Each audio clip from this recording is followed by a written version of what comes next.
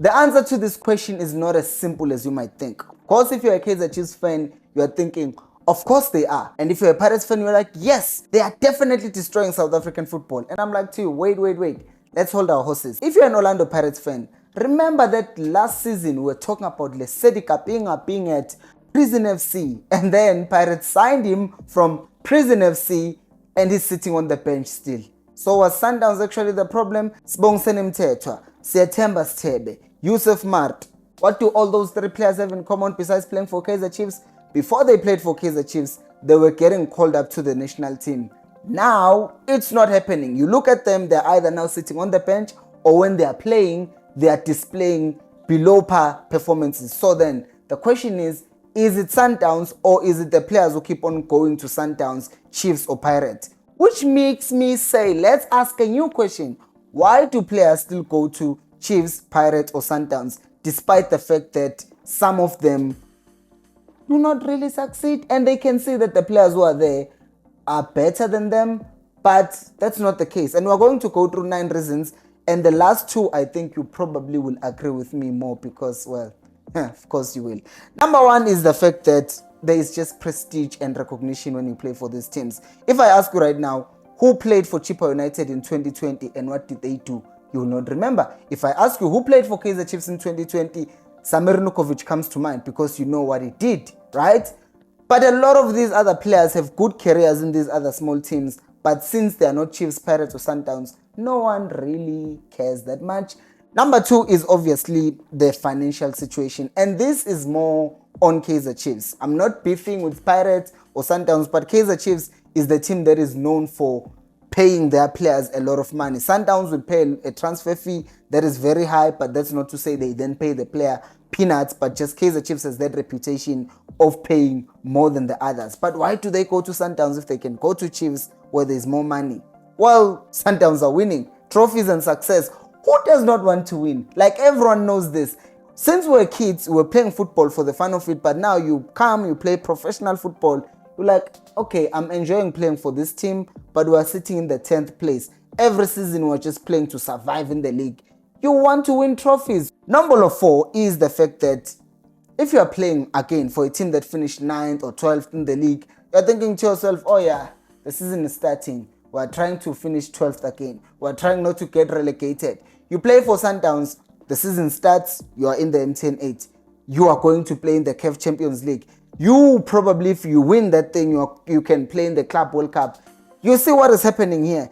You are in a situation where you're always just competing for something, playing for something, not bare minimum. You are not playing at your highest level in these other teams. Number 5, is the opportunities that you get. Let me make an example with Kevin Msimang. Kevin Msimang was playing much better for TS Galaxy than he is for Kaizer Chiefs. Of course, poor coaching and all of that stuff. But the point is, he didn't get a national team call-up when he was playing for TS Galaxy. Comes to Kaizer Chiefs, he does not play even that well. But since he's now at Kaizer Chiefs, Grant Kekana gets injured and then Msimango goes and closes that space.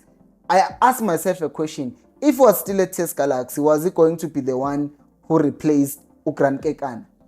I doubt that. So playing there is not just also a doorway for you to go to the national team, although Hugo Bruce is trying to change that, but it also gives you exposure in terms of other teams who are watching South African football. They are looking at the best 3 teams and they're like, okay, there's a player there at Orlando Pirates or at Kaizer Chiefs or at Mamelodi Sundowns. Let's go get to Pesitao, team in Belgium. Let's go get to Ngezamana, team in Romania. Let's go get Ulayed Forster, team in England. You get what I'm saying? So you are getting better opportunities. If you're enjoying this video, please do make sure to like it and subscribe to the channel.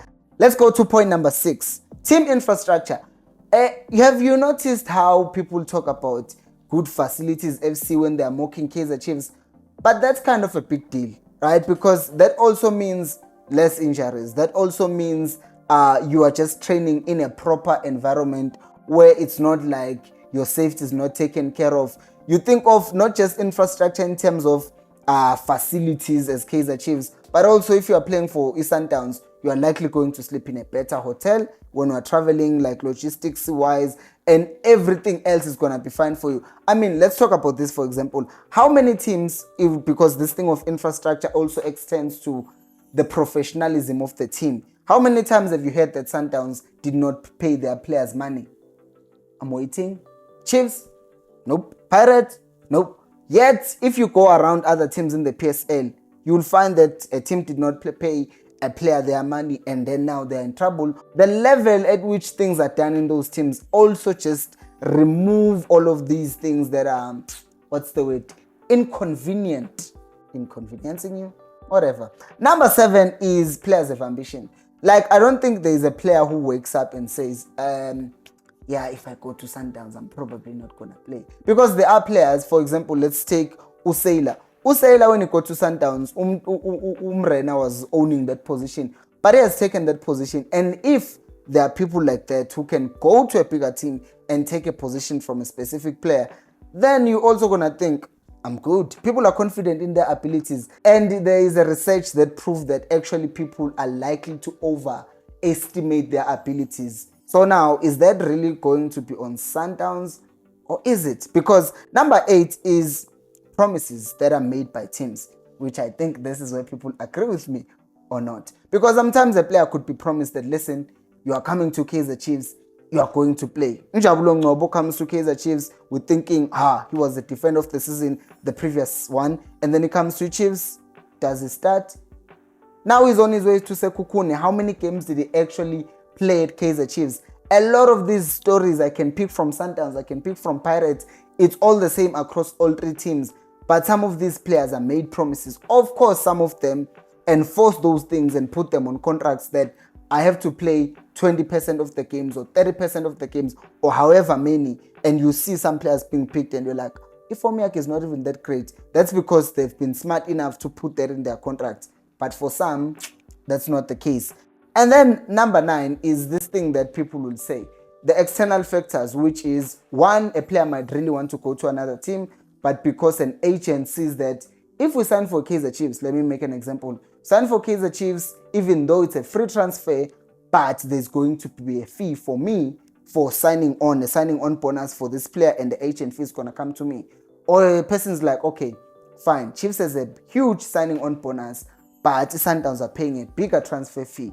Maybe we should go to Sundowns. So all of these other factors, and then the team is looking, Chiefs has 10 million, Sundowns is promising 15. Why go to Sundowns if I can go to Chiefs? And once again, these things happen in business. People outbid each other.